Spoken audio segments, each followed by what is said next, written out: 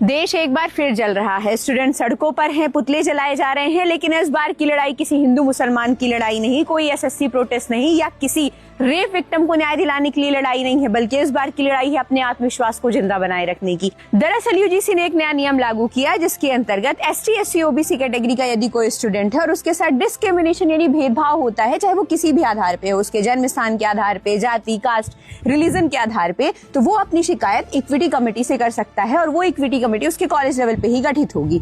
लेकिन यहाँ सवाल सिर्फ इतना है कि यदि एसटी, एससी, ओबीसी वर्ग पीड़ित है तो दोषी कौन हुआ? जनरल वर्ग। और यदि जनरल कैटेगरी के किसी बच्चे के साथ सेम डिस्क्रिमिनेशन होता है तो फिर वो कहाँ जाएगा? बस यही है यूजीसी के विवाद का मुद्दा। तो पहला तो सबसे बड़ा विवाद ये है कि इक्विटी कमेटी में अनिवार्य रूप से कहा गया है कि 3 सदस्य एसटी, एससी और ओबीसी कैटेगरी के होने ही होने चाहिए, लेकिन बाकी सदस्यों के लिए कहीं भी ये अनिवार्यता नहीं है कि बाकी सदस्य जनरल कैटेगरी के ही हों। दूसरा सबसे बड़ा विवाद का मुद्दा ये है कि 2012 में जब यूजीसी का नियम आया तो ये नियम था कि यदि कोई व्यक्ति किसी पर फॉल्स एलिगेशंस लगाता है तो उस व्यक्ति पर कार्यवाही की जाएगी, लेकिन 2026 के नियमों में इस नियम को रद्द कर दिया गया कि यदि कोई व्यक्ति किसी जनरल कैटेगरी पर फॉल्स एलिगेशंस भी लगा रहा है तो उस पर उल्टे कार्यवाही नहीं होगी। तो अब सवाल उठता है कि जनरल कैटेगरी कहां जाएगी? क्या यहाँ एक सवाल ये नहीं उठता है कि जैसे डॉरी एक्ट का गलत यूज किया जाता है, एससी एसटी एक्ट का गलत यूज किया जाता है और हमें कई सारे केसेस भी देखने को मिले हैं, तो वैसे ही इस नियम का भी गलत उपयोग किया जाएगा? बेहतर तो ये होता है कि सरकार सभी के लिए ये नियम लागू कर देती कि यदि कोई भी बच्चा किसी दूसरे बच्चे का अपमान करता है, कोई भी व्यक्ति किसी महिला का अपमान करता है, दिव्यांगजन का अपमान करता है, तो उसके खिलाफ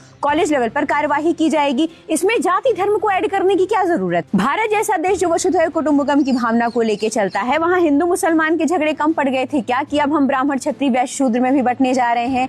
कोई भी यूजीसी का एक नियम आपको तोड़ नहीं सकता है, आपके मित्रों में भेद नहीं ला सकता है। इस वजह से एकजुट होकर रहिए। यूजीसी को अपने नियमों में एक बार तो ध्यान देने की जरूर आवश्यकता है और उसमें बदलाव की भी आवश्यकता है, लेकिन उसके कारण अपना परिवार, अपने मित्र, अपना आस पड़ोस मत खराब करिए। जय हिंद, जय भारत।